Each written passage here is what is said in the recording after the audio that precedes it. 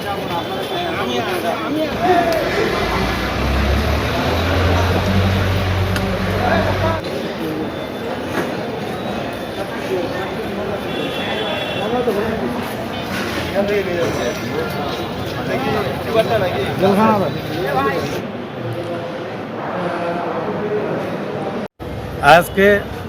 পঞ্চগড় নারী শিশু নির্যাতন দমন ট্রাইব্যুনালের একটি চাঞ্চল্যকর মামলা 115/2025 এর রায় বিজ্ঞ ট্রাইব্যুনাল ঘোষণা করেছেন। এই মামলাটি ছিল পঞ্চগড় জেলার একটি চাঞ্চল্যকর মামলা।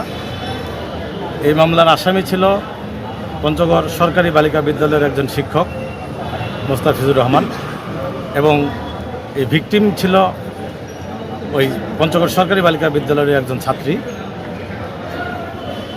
ধর্ষণের চেষ্টা, এই মামলাটি ছিল ধর্ষণের চেষ্টার একটি মামলা।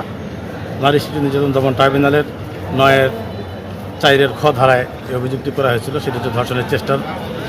ধর্ষণের চেষ্টার এই মামলাটি বিজ্ঞ আদালত আমলে নিয়ে 5 মাসের মাথায় আজকে এটার ট্রাইব্যুনাল রায় ঘোষণা করেছেন।